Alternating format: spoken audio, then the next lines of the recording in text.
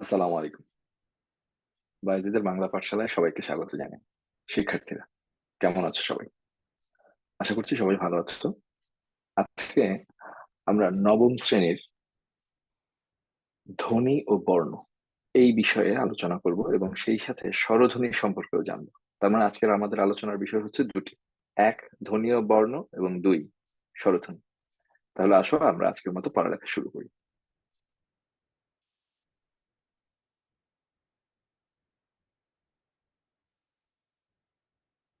শিক্ষার্থীরা, গত যে ভিডিও দিয়েছিলাম ইউটিউবে, সেই ভিডিওতে আমি দেখেছি যে তোমাদের অনেকের অনেক রকম প্রশ্ন ছিল। যে কেউ কেউ আমাকে বলেছো সাহিত্যের রূপরীতি বিষয়ে ক্লাস নেওয়ার জন্য, কেউ কেউ বলেছো অভাগীর স্বর্গ বিষয়ে ক্লাস নেওয়ার জন্য। তোমাদের এরকম যে চাহিদা পড়বার জন্য বা জানবার জন্য যে ইচ্ছা, আগ্রহ, এটা আমার খুব ভালো লেগেছে। এবং আমি অবশ্যই এই বিষয়গুলোর উপর ভিডিও তৈরি করে তোমাদের জন্য দিব। তবে ধারাবাহিক ভাবে দিতে হবে। আমি চেষ্টা করবো সপ্তাহে 2 দিন তোমাদের জন্য ভিডিও করবার জন্য। ঠিক আছে? তাহলে আসো আমরা পড়ালেখা শুরু করি। আমাদের প্রথমের আলোচনার বিষয় হচ্ছে ধ্বনি কি। আমরা জানি আমাদের বাকযন্ত্র, অর্থাৎ কথা বলবার জন্য আমাদের যে অঙ্গ প্রত্যঙ্গ গুলো প্রয়োজন তাদেরকে আমরা একত্রে বলি বাকযন্ত্র। এবং এই বাকযন্ত্র থেকে যে আওয়াজগুলো বের হয় সেই আওয়াজগুলোকে আমরা প্রকৃতপক্ষে বলে থাকি যে ধ্বনি। তাহলে প্রশ্ন হচ্ছে, বাকযন্ত্র মানে কি? বাকযন্ত্র মানে হচ্ছে আহ গলনালী, মুখবিবর, ওষ্ঠ, জিহ্বা, দন্ত, মূর্ধা, তালু, এই সবগুলো অঙ্গ প্রত্যঙ্গ, আরো বেশ কিছু অঙ্গ প্রত্যঙ্গ রয়েছে। সবচেয়ে বেশি গুরুত্বপূর্ণ যেটা, সেটা হচ্ছে ফুসফুস। এবং সবসময় এটা সংকুচিত হয়, প্রসারিত হয়। ফুসফুসের সংকোচনকে আমরা বলি সিস্টল, এবং প্রসারণকে আমরা বলি ডায়াস্টল। ঠিক আছে? এটা জীববিজ্ঞানের ভাষা। তো সিস্টল এবং ডায়াস্টল। তাহলে এই ফুসফুস সবসময় কি করতে থাকে? সংকুচিত হয়, প্রসারিত হয়, সংকুচিত হয়, প্রসারিত হয়। এবং সকল ধ্বনি সৃষ্টি হয়, মনে রাখতে হবে, সংকোচনের সময় কোনো ধরনের ধ্বনি তৈরি হয় না, প্রসারণের সময়, অর্থাৎ আমরা যখন অক্সিজেন টেনে নিচ্ছি কোনো ধ্বনি তৈরি হয়নি, যখন ছেড়ে দিচ্ছি তখনই সব ধরনের ধ্বনি তৈরি হয়। তার মানে এই ফুসফুস আমাদের কথা বলবার জন্য খুব গুরুত্বপূর্ণ ভূমিকা পালন করে। ঠিক আছে? এবার আমরা আরো সামনে যাই।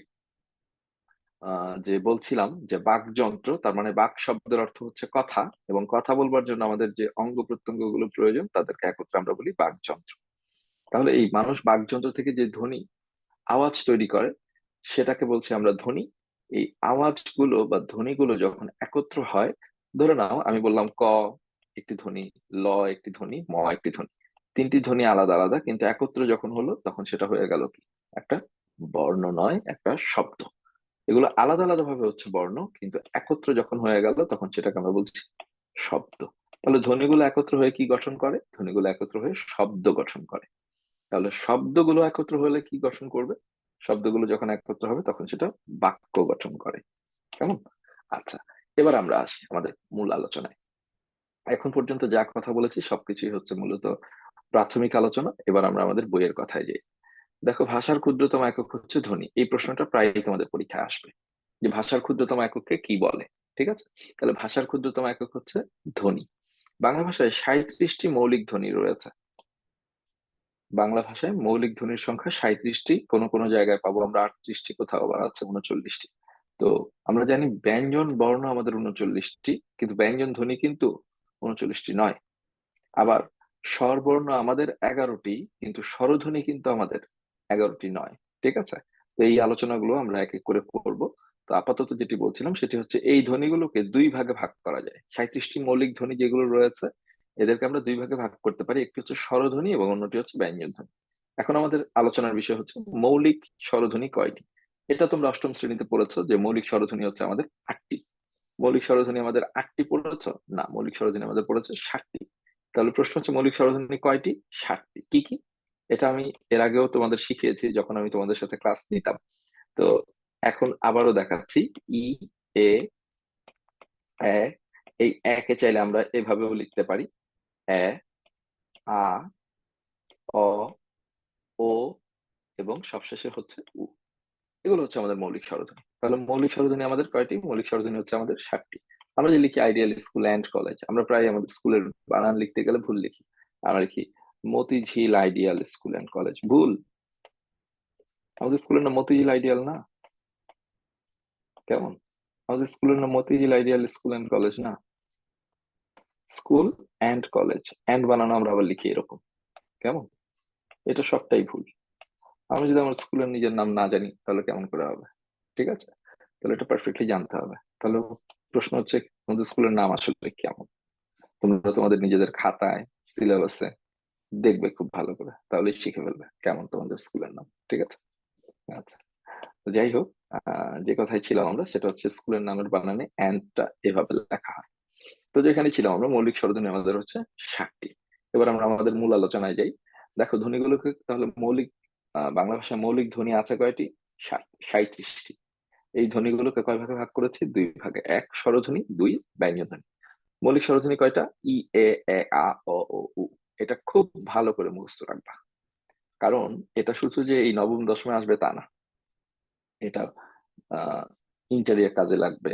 এটা আহ, যখন তুমি বিশ্ববিদ্যালয় গুলোতে ভর্তি পরীক্ষা যাবে তখন কাজে লাগবে। তুমি জব সেক্টরে যখন যাবে তখন কাজে লাগবে, অর্থাৎ সবসময় তোমার কাজে লাগবে। তাহলে এটা খুব ভালো করে মনে রাখবা। ই, এ আ, অ, ও, উ। এই নিয়ে আর বিস্তারিত বলছি না, কারণ উম আমাদের পরের যে টপিকটা নিয়ে আলোচনা যদি সম্ভব হয় করব, তাহলে সেখানেই স্বরধ্বনি নিয়ে বিস্তারিত আলোচনা আছে। মৌলিক ব্যঞ্জন ধ্বনি কয়টা? মৌলিক ব্যঞ্জন ধ্বনি হচ্ছে 30টি। দেখো, ব্যঞ্জন বর্ণ কিন্তু 39টি, কিন্তু ব্যঞ্জন ধ্বনি কিন্তু 30টি। মনে রাখতে হবে। প, ফ, ব, ভ, ম। ম আছে, ম হয়তো পরে দিয়েছে। ত, থ, দ, ধ, ট, ঠ, ড, ঢ। লঘু করতে হবে, এখানে মূর্ধন্য ন কিন্তু নেই। আচ্ছা, ও আছে, ও পাবো আমরা।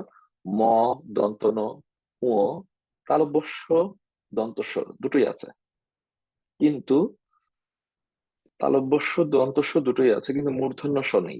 কেমন? আচ্ছা, হ আছে, ল আছে, র, ড বিন্দু র, ঢ বিন্দু র, তারপর অনুস্বার, বিসর্গ, চন্দ্রবিন্দু, এগুলো নেই। ঠিক আছে? আচ্ছা, তাহলে এই জিনিসগুলো নেই। এরকম আরো বেশ কিছু আছে, যেই ধরনের ব্যঞ্জন ধ্বনিগুলো বা ব্যঞ্জন বর্ণগুলো আমাদের ধ্বনি হিসেবে আমরা লিখি না।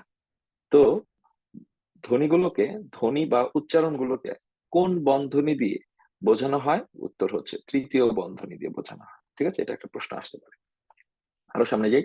তাহলে দেখো, যেসব ধ্বনি উচ্চারণের সময় কোথাও বাধাপ্রাপ্ত হয় না, মুখ গহ্বরের কোথাও বাধাপ্রাপ্ত হয় না, যেগুলোকে আমরা বলি স্বরধ্বনি, যখন বাধাপ্রাপ্ত হয় তখন সেটাকে আমরা বলি ব্যঞ্জন ধ্বনি। এটা খুব সহজ ব্যাপার।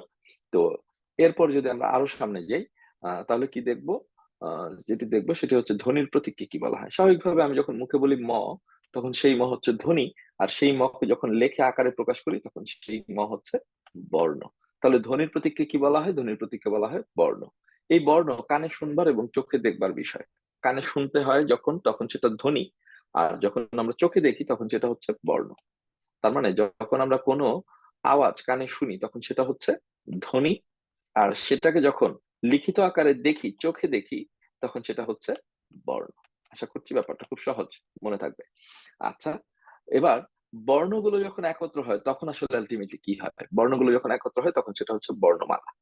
তার মানে একটা ফুল, দুটো ফুল, তিনটা ফুল, আলাদা আলাদা ফুল আছে, কিন্তু যখন একত্রে এক সুতোয় গেঁথে দিলাম তখন সেটা হয়ে গেল কি? তখন সেটা আর ফুল বলে না, তখন সেটাকে বলে মালা। ঠিক একই রকম বর্ণগুলোকে যখন আমরা একত্র বলবো তখন সেটাকে বলবো আমরা বর্ণমালা। তাহলে প্রশ্ন হচ্ছে, বাংলা বর্ণমালা কয়টি? আমরা প্রায় এই প্রশ্নটা করি, এবং আহ তোমরা বেশিরভাগ ক্ষেত্রে এই ভুলটা করো, যে বাংলা বর্ণমালা কয়টি। বাংলা বর্ণমালা আসলে একটি। কেমন? বাংলা বর্ণমালা একটি, কারণ বাংলা ভাষার বর্ণমালা তো একটাই। যদি প্রশ্ন করা হতো যে বাংলা বর্ণমালায় কয়টি বর্ণ আছে, তখন আমরা বলতাম যে বাংলা বর্ণমালা আমাদের বর্ণের সংখ্যা 50টি। কিন্তু প্রশ্নকর্তা ইচ্ছে করেই এটা করে, কারণ মূল উদ্দেশ্য হচ্ছে শিক্ষার্থীরা যেন ভুল করে। ঠিক আছে? তো সবাই তো এটা জানবে না। সুতরাং তোমরা যারা এই ভিডিও দেখছো, আমার বিশ্বাস তোমরা তো অ্যাটলিস্ট জানবেই। ঠিক আছে, এবার আমরা আরো সামনে যাই। তাহলে দেখো, বাংলা বর্ণমালা কয়টি? বাংলা বর্ণমালা হচ্ছে 50টি। ঠিক আছে, এবার দেখো, বাংলা বর্ণমালা 50টি, ঠিক আছে, কিন্তু এখানে বেশ কিছু ব্যাপার আছে ব্যঞ্জন বর্ণের ক্ষেত্রে। এই শব্দগুলো বা এই টার্ম গুলো আমাদের জন্য নতুন। এই টার্ম গুলো কি কি? যেমন কার বর্ণ। যেমন অনুবর্ণ, যেমন যুক্ত বর্ণ, যেমন সংখ্যা বর্ণ, খুবই সহজ, কঠিন না একদম, ঠিক আছে?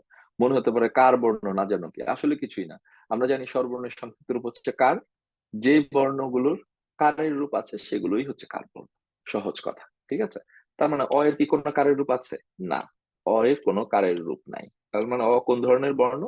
অ হচ্ছে নীলিন বর্ণ কিংবা বিলীন বর্ণ বলি, যে কোনো বর্ণ, ব্যঞ্জন ধ্বনি, যে কোনো ধ্বনি উচ্চারণ করলেই তার সাথে একটা অ আসে, স্বাভাবিকভাবে অ আসে। যেমন ক, ক এর সাথে কি আছে? ক যোগ অ। কেমন? তাহলে এটাকে আমরা বলছি নীলিন বর্ণ বা বিলীন বর্ণ। ওকে দেখা যায় না কিন্তু ও আছে, সবার সাথেই যুক্ত আছে। আবার যখন আমি বলি কি, তখন কি ও আছে? না, তখন আছে ক যোগ ই। কেমন? অর্থাৎ দেখো, ব্যঞ্জন ধ্বনি স্বরধ্বনির সাহায্য ছাড়া উচ্চারিত হতে পারে না, ঠিক আছে? এটাই হচ্ছে মূল কথা। তাহলে সেই জন্যই বলছি আমরা এটাকে নীলিন বর্ণ বা বিলীন বর্ণ। যাই হোক, আরো সামনে যাই। এখানে একটা ব্যাপার, সেটা হচ্ছে স্বরবর্ণ ব্যঞ্জন বর্ণ দুই ভাগে বিভক্ত। কোথা থেকে আসলো? স্বরধ্বনি ব্যঞ্জন ধ্বনি থেকে। তাহলে বাংলা ভাষায় মোট ধ্বনি কয়টি? অবশ্যই অবশ্যই মনে রাখতে হবে, বাংলা ভাষায় মোট ধ্বনি 37টি। ভাগ হয়েছে কেমন? 7 যোগ 30। এই 7 কি? 7 হচ্ছে স্বরধ্বনি, আর 30 কি? 30 হচ্ছে ব্যঞ্জন ধ্বনি। তাহলে যখন আমি বলছি অ, সেটা হচ্ছে ধ্বনি, কিন্তু যখন লেখে প্রকাশ করছি তখন সেটা হচ্ছে বর্ণ, তার মানে স্বরবর্ণ। আবার যখন বলছি ক, তখন সেটা ধ্বনি, কিন্তু সেটাকে যখন লেখে প্রকাশ করছি তখন সেটা হচ্ছে বর্ণ। কোন বর্ণ? ব্যঞ্জন বর্ণ। এবারে আসি আমরা স্বরবর্ণ আর ব্যঞ্জন বর্ণের ডিটেলসে। দেখো, স্বরবর্ণ 11টি আমরা জানি। অ, আ, ই, ই, উ, উ, রি, এ, ওই, ও, অ। উচ্চারণগুলো যথার্থভাবে করার চেষ্টা করবে। দ্বিতীয় কথা হচ্ছে ব্যঞ্জন বর্ণ কয়টি? 39টি। কি কি? ক, খ, গ, ঘ, ঙ, চ, ছ, জ, ঝ, ইয়, ট, ঠ, ড, ঢ মূর্ধন্য, ত, থ, দ, ধ দন্ত ন, প, ফ, ব, ভ, ম, অন্তস্থ জ, র, ল, তালব্যস্য মূর্ধন্য স দন্ত স, হ, ড বিন্দুর, ঢ বিন্দুর, অন্তস্থ অ, খণ্ডত অনুস্বার বিসর্গ, এবং সবশেষ চন্দ্রবিন্দু, ঠিক আছে? এই ব্যঞ্জন বর্ণগুলো সবাই খুব ভালো করে মুখস্থ রাখবে। আমরা জানি যে আমাদের নবম দশমে আমরা যখন পড়ি, এতদিন পরে ওই ছোটবেলার এইগুলো আমাদের মনে থাকে না, কিন্তু আমি যখন তোমাদের সাথে যখন ক্লাস নিতাম তখন আমি অবশ্যই অবশ্যই প্রত্যেককে এগুলো শিখিয়েছে এবং পড়াও ধরেছে। এখন যেহেতু আমি তোমাদের সাথে নেই, ভার্চুয়ালি ক্লাস নিচ্ছি, অ্যাটলিস্ট আমার কথাগুলো মনে রেখে এটা ভালো করে মুখস্থ রাখবে। এবার আরো সামনে যাচ্ছি। কার বর্ণ কিছুই না, একটু আগেই বলেছি, যাদের কারের রূপ আছে ওরাই কার বর্ণ। লক্ষ্য করে দেখো, এখানে অ ছাড়া সবার কারের রূপ আছে। এই যে আ, ই, দুই তিনটা দেখাই, সবগুলো দেখানোর কোনো প্রয়োজন নেই, তোমরা নিজেরাই বুঝবে। এই যে উ, ঠিক আছে, প্রত্যেকটা এরকম। আচ্ছা, তাহলে আহ এইগুলো হচ্ছে এদের স্বতন্ত্র ব্যবহার নেই। কার্বনের কিন্তু মনে রাখতে হবে, কার্বন স্বতন্ত্র ভাবে ব্যবহার হয় না। লক্ষ্য রাখবে, মোবাইলে যখন তুমি টাইপ করো তখন তুমি ওই কিপ্যাডের মাঝে গিয়ে প্রথমে একটা আকার দিয়ে দাও, দেখবে যে আকারের আগে এরকম জিরো দিয়ে একটা কিছু একটা আসছে, অর্থাৎ ওর আগে কিছু একটা বসাতে হবে। যখন তুমি অ দিচ্ছ, তারপর আকার দিচ্ছ, তখন সেটা অ্যাকসেপ্ট করছি, মেনে নিচ্ছে, কিন্তু এছাড়া কিন্তু নিচ্ছে না। তার মানে কার বর্ণের স্বতন্ত্র ব্যবহার নেই। এই কার বর্ণগুলো কোথায় ব্যবহৃত হয়? ব্যঞ্জন বর্ণের আগে হতে পারে, পরে হতে পারে, কখনো উপরে হতে পারে, কখনো নিচে ব্যবহৃত হতে পারে। যেমন রফলা, রফলা অবশ্য ব্যঞ্জন বর্ণ না, রফলা হচ্ছে আমাদের আহ ব্যঞ্জন বর্ণ, স্বরবর্ণ না। তো নিচে ব্যবহৃত হতে পারে। কোনো কোনো ব্যঞ্জনের সঙ্গে কার বর্ণ বা হস চিহ্ন না থাকলে একটা অ আছে বলে ধরে নেওয়া হবে। ওই যে কিছুক্ষণ আগে বলেছিলাম যে নীলিন বর্ণ কিংবা বিলীন বর্ণের কথা। তাহলে আরো একটু সামনে যাই, অনুবর্ণ কি জিনিস? ব্যঞ্জন বর্ণের, তাহলে কার বর্ণ, স্বরবর্ণ থেকে বা স্বরধ্বনি থেকে আমাদের একটাই টার্ম, সেটা হচ্ছে কার বর্ণ। আর অনুবর্ণ কি জিনিস দেখো, ব্যঞ্জন বর্ণের বিকল্প রূপের নাম হচ্ছে অনুবর্ণ। তার মানে ব্যঞ্জন বর্ণের মধ্যে বিকল্প রূপ কি কি আছে? ফলা, একটু আগে বলছিলাম। রেফ, রেফ কার পরিবর্তে ব্যবহৃত হয়? র এর পরিবর্তে ব্যবহৃত হয়। বর্ণ সংক্ষেপ, ফলা আছে কয়টা? ফলা আছে হচ্ছে আমাদের 5টা। কি কি? নবম, জরল, নবম, জরল, এগুলো হচ্ছে আমাদের ফলা। এটা আবার আমি শিখেছিলাম আহ ষষ্ঠ আট, এখনো মনে আছে। এবছর ওরা বোধ হয় সপ্তম আট। তো ওদের কাছ থেকে শিখেছিলাম, ওরা বলেছিল মজার লবণ, মজার লবণ। কেমন? তাহলে মফলা এই জ, বর্গীয় জ, কিন্তু ওরা অন্তস্থ জ হিসেবে চিন্তা করতে বলেছে। র ফলা, ল ফলা, ব ফলা, ন ফলা। তার মানে ফলা আছে আমাদের কয়টা? ফলা আছে আমাদের 6টা। রেফ কার পরিবর্তে ব্যবহৃত হয়? র এর পরিবর্তে ব্যবহৃত হয়। আমি যখন বলি বর্ণ, তার মানে এখানে একটা রেফ আছে। বর্ণ, ঠিক আছে, অর্থাৎ র আছে কিন্তু রেফ দিয়ে সেটাকে বোঝানো হচ্ছে। বর্ণ সংক্ষেপ কেমন হয় সেটাও আমরা দেখবো। ব্যঞ্জন বর্ণের কিছু সংক্ষিপ্ত রূপ অন্য বর্ণের নিচে অথবা ডান পাশে ঝুলে থাকে, সেগুলোকে ফলা বলে, অর্থাৎ ব্যবহৃত হয় ডান পাশে কিংবা নিচে ব্যবহৃত হয়, এবং সেগুলোকে আমরা বলছি ন ফলা, ব ফলা, ম ফলা, জ ফলা, র ফলা এবং ল ফলা। তার মানে ফলা হচ্ছে কয়টা? ফলা হচ্ছে 6টা। এবার আসলে রেফ, আগেই বলেছি র এর একটা রূপ হচ্ছে রেফ, অনুবর্ণ। বর্ণ সংক্ষেপ দেখতে কেমন? ছোট করে বর্ণটা লেখা হয়। যুক্ত বর্ণ গঠনের সময় এই বর্ণ সংক্ষেপের ব্যবহার হয়। তো খণ্ডত মূলত ত এর একটা বর্ণ সংক্ষেপ। আচ্ছা, বাংলা বর্ণমালা স্বতন্ত্রভাবে স্বীকৃত, কিন্তু আমরা যখন ব্যঞ্জন ধ্বনিগুলো লিখি তখন কিন্তু খণ্ডত ব্যঞ্জন ধ্বনি নয়। কেন? কারণ খণ্ডতর কাজটা আমরা ত দিয়েই করতে পারি। যেমন মূর্ধন্য আমরা লিখি না, একটু আগে ক্লাসে বলেছিলাম মূর্ধন্য লিখি না কেন? কারণ মূর্ধন্যের কাজটা আমরা দন্তন্য দিয়ে করি।